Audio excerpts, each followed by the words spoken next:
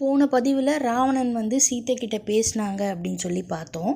அப்போ சீத்தை என்ன பண்ணுறாங்களாம், பக்கத்தில் இருக்கிற ஒரு புல்லை எடுத்து என்ன பண்ணுறாங்களா, ராவணனுக்கும் சீத்தைக்கும் நடுவில் போட்டு ராவணன்கிட்ட பேச ஆரம்பிக்கிறாங்களாம். அதாவது ஏன் சீத்தை இந்த புல்லை சென்டரில் போட்டு பேசினாங்க அப்படிங்கிறதுக்கு ராமாயணத்தில் நிறைய காரணங்கள் சொல்கிறாங்க. ஆனால் அதுக்கு முக்கியத்துவமாக அவங்க சொல்கிற ஒரு 2 பாயிண்ட் என்ன அப்படின்னா, சீத்தை சொல்கிறாங்கன்னா, நான் ஜெகன்மாதானா உலகத்துக்கே அம்மா. என்னுடைய ராமனுக்கு மட்டும்தான் நான் என்னவாக இருக்கேன், நான் ஒரு மனைவி ஸ்தானத்தில் நான் இருக்கேன். மற்ற எல்லாருக்கும் நான் அம்மா ஸ்தானத்தில் இருக்கேன். அப்படிப்பட்ட அம்மா ஸ்தானத்தில் இருக்கிற என்னை கொண்டு நீங்கள் 10 மாதமாக சிறை வச்சுருக்க, அது தப்பு இல்லையா அப்படின்னு சொல்லி, இந்த புல்லுக்கு நான் அதை சொன்னால் கூட அதுக்கு அது புரிஞ்சிடும். பட் ஆனால் உனக்கு ஏன் அது புரியல ராவணா அப்படின்னு சொல்லி ராவணனை பார்த்து கேட்குறாங்களாம். இன்னொரு காரணமாக அவங்க சொல்கிறது என்னென்னா, அவங்க எதிரிகளோட இடத்துல நிராயுத பாணியாக இருக்காங்க இல்லையா.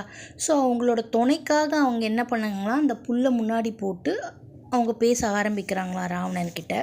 இந்த மாதிரி நீ என்னை திருப்பி கொண்டு போய் விட்டுடுப்பா, இது நல்லதில்லை, இது நடந்தால் என்ன நடக்கும், போர் நடக்கும், இலங்கை அழியும், நீ செத்து போயிடுவ அப்படின்னு சொல்லி ராவணனுக்கு அவங்க அட்வைஸ் பண்ணுறாங்களாம். இது சொல்கிறாங்களாம், நீ என்ன பண்ணு, ராமன் கிட்ட போய் சரணாகதி அடைய வேண்டாம், நீ போய் அவன் கையை பிடிச்சிக்கோப்பா.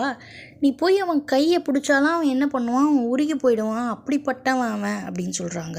ராவணன் எப்போ சீத்தையை தன் மனசில் வச்சானான்னா, சூர்பனகை என்ன பண்ணுவாள், ராவணன் கிட்ட போய் சொல்லுவான், அண்ணா நான் காட்டில் ஒரு பொண்ணை பார்த்தேன், அந்த பொண்ணு பேர் சீத்தை, பார்க்க அவ்வளோ இதுவாக இருந்தாங்க, அவங்க உன் கூட இருந்தால் நல்லா இருக்குமே, கூட்டின்னு வந்துடலாமேன்னு நான் பார்த்தேன். ஆனால் அங்கே ராம லக்ஷ்மணன் 2 பேரும் அனுப்பாமல் என்ன பண்ணிட்டாங்க, என் மூக்க அறுத்து அமுச்சு விட்டாங்கன்னு சொல்லும்போது என்ன பண்ணானா, ராவணன் சீத்தையை தூக்கி மனசில் உட்கார வச்சுட்டானா. இப்போவும் அவங்கள தூக்கி அவனால் கீழே இறக்க முடியல அப்படின்னு சொல்கிறாங்க.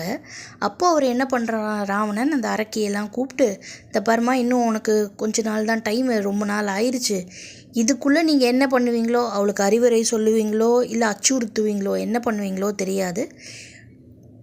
அவங்க ஒத்துக்கலை அப்படின்னா நான் என்ன பண்ணுவேன், சீத்தையை கொன்று தின்று விடுவேன் அப்படின்னு சொல்லிட்டு ராவணன் என்ன பண்ணுறான், அந்த இடத்த விட்டு போகிறாராம்.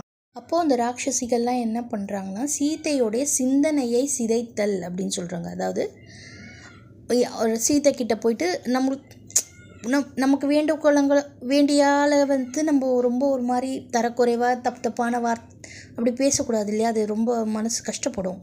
ஸோ சீதைக்கிட்டேயே என்ன பண்ணுறாங்களாம், அவங்க இந்த மாதிரி தப்பாக பேசி அவங்க மனசை காயப்படுத்துகிறாங்களாம். அப்போது அந்த ராட்சசிகளில் ஒருத்தவங்க திரிசடை அப்படின்னு சொல்கிறாங்க. அவங்க தூங்கிட்டு இருந்தாங்களாம். தூங்குறவங்க திடீர்னு அந்த மற்ற அரக்கிங்கள்லாம் பார்த்தா, ஐயோ அரக்கிகளா, நீங்கள் அவங்கள கஷ்டப்படுத்தாதீங்க, நான் ஒரு கனவு கண்டேன் அப்படின்னு சொல்லி சொல்கிறாங்க.